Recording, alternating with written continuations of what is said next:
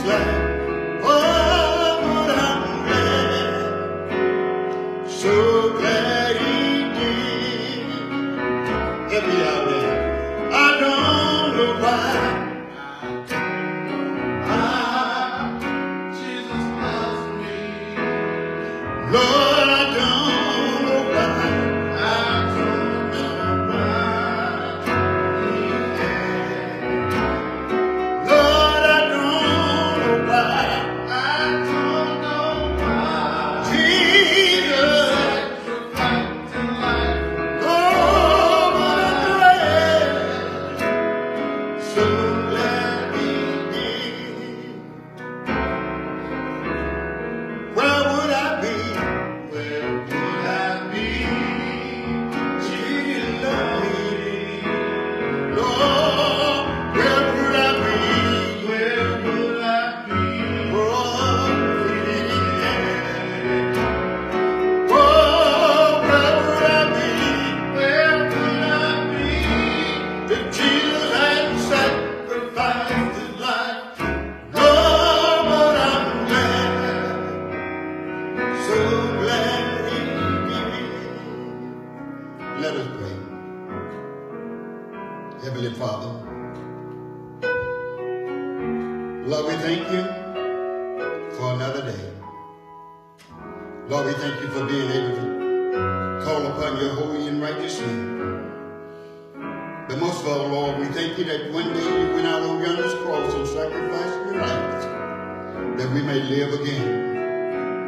So now, Lord, even though we may not gather in the sanctuaries and the buildings around this world, but yet, Lord, we know that the church is within us. And if we do that, and remember that you are the reason that why we're here today, then everything will be all right. So now, Lord, we ask you to take this time as we come before you this time. Lord, we ask you to illuminate our minds and hearts to be receptive to your word, that it may find a larger place in our hearts. And as we hear it, that we be doers of your word and not hearers only. Again, we thank you, we praise you, and give you all the glory. Because all these things we ask in our precious Son, Jesus' name. Amen.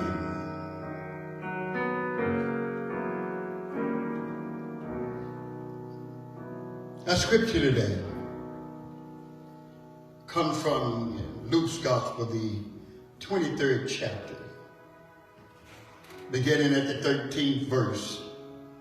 It reads, "And Pilate, when he had called together the chief priests and the rulers and the people, he said unto them, Ye have brought this man unto me as one that perverted the people, and behold, I have examined him before you, have found no fault in the man touching those things whereof ye accuse him.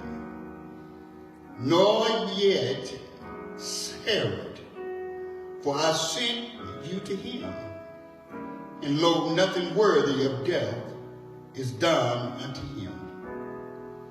I will therefore chastise him and release him. For the necessity he must release one unto them at the feast.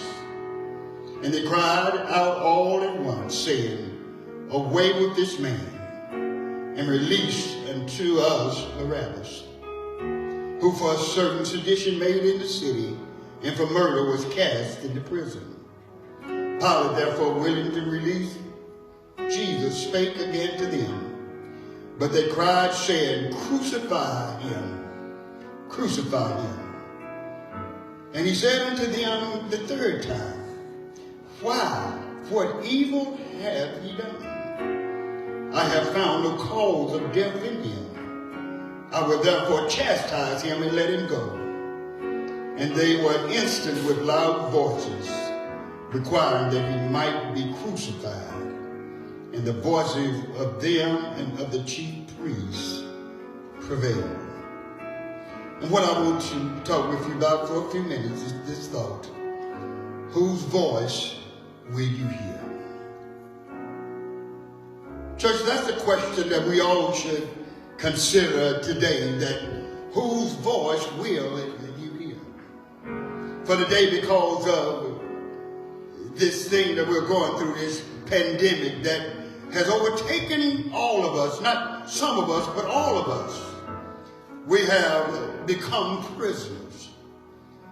Not a prisoner of war, but we have become prisoners of fear. We're prisoners in our own homes.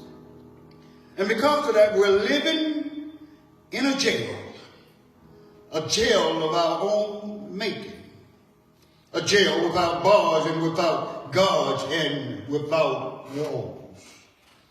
But it's a jail nonetheless. And now we're waiting. Waiting is what defines our lives.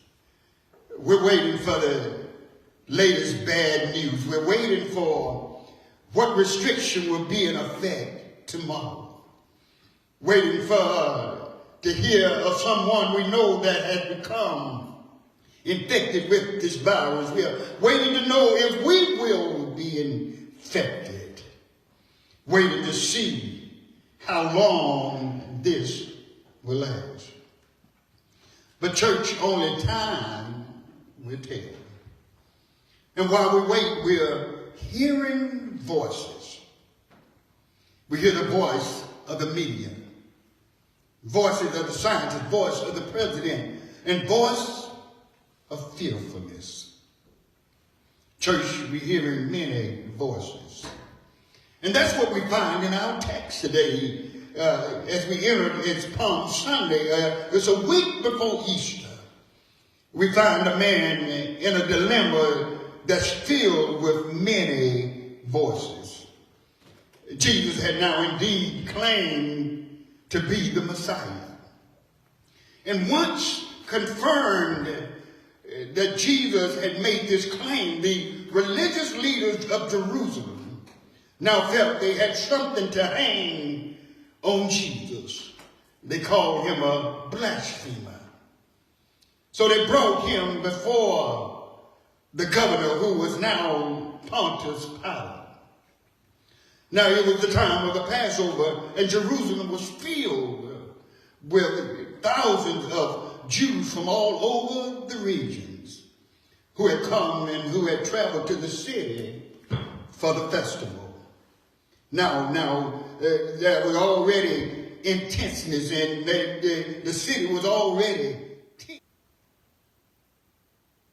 So you can say that the governor was already on eggshells, and he didn't need another problem. He didn't want to deal with the Jews, nor especially with Jesus. The last thing he needed was a ride in Jerusalem at Passover time. Anxious to stay uninvolved when they brought Jesus before him, the Bible says in John's gospel, it says, Pilate tells them, you take him and judge him according to all you do. Church, in essence, Pilate was given the Sanhedrin permission to kill Jesus. For Pilate knew that the Jews executed their most serious offenders. And so Pilate was passing the buck. And you know, and there's something that we always do that we're still doing today, that when something is unpleasant for us to do, instead of doing it or taking responsibility for it, normally we want to pass the buck. You know what I mean? They say, well, that's their job. Tell the pastor about it. Let him do it. I don't want them mad with me. But I heard the Apostle Paul say in Galatians 6, brethren, if a man be overtaken in a fault, ye which are spiritual, restore such a one in the spirit of meekness, considering yourself, lest thou also be tempted. So while the chief priests wanted Jesus dead, they desired to avoid official responsibility of the deed. So they insisted that Pilate judged their enemy. And after Pilate examined him, he calls them together and tells them, I have found no fault in this man. But they insisted, and they began to say that he stirs up the people He teaching throughout all of Judea, beginning from Galilee to this place. But notice when Pilate hears that he's from Galilee, then that grabs his attention, for Pilate knows that since he's from Galilee, that he is a Galilean. In that way that he could send Jesus to his rival Herod for judgment. And so he sends Jesus to Herod. But after Herod mocks him, try to get him to do some tricks, a few hours later, Herod sends Jesus back. In verse 23 say, and they were insistent with loud voices, requiring that he might be crucified. And the voices of them and all of the chief priests prevailed. So while he was contemplating this, Pilate remembered a custom to release one Jewish prisoner at Passover. So he brings forth them and to the people and offer them to choose between Barabbas and Jesus. Pilate figured that this might get him off the hook. But again, Pilate was wrong. Instead of freeing the innocent Jesus, the people chose Barabbas. They would choose a murderer who had led a rebellion against them instead of a man against whom no charges of violence could be made. Church, the multitude clearly wanted blood and not justice. So they chose Barabbas, and in a final attempt to absolve himself of any responsibility. So you can say that the governor was already on eggshells, and he didn't need another problem. He didn't want to deal with the Jews, nor especially with Jesus. The last thing he needed was a ride in Jerusalem at Passover time.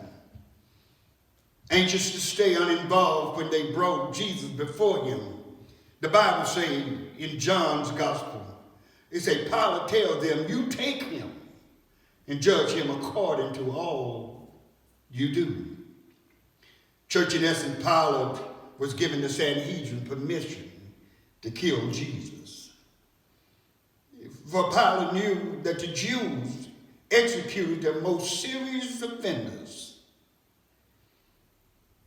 And so Pilate was passing the buck.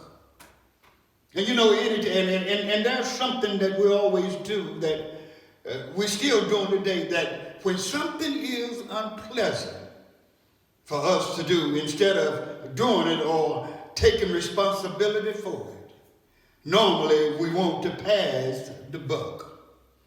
You know what I mean? They say, well, that's their job. Tell the pastor about it. Let him do it. I don't want them mad with me. But I heard the Apostle Paul say in Galatians 6, brethren, if a man be overtaken in a fault, ye which are spiritual, restore such a one in the spirit of meekness, considering yourself, lest thou also be tempted. So while the chief priests wanted Jesus dead, they desired to avoid official responsibility of the deed. So they insisted that Pilate judged their enemy, and after Pilate examined him, he calls them together and tells them, I have found no fault in this man. But they insisted, and they began to say that he stirs up the people. He teaching throughout all of Judea, beginning from Galilee to this place. But notice when Pilate hears that he's from Galilee, then that grabs his attention.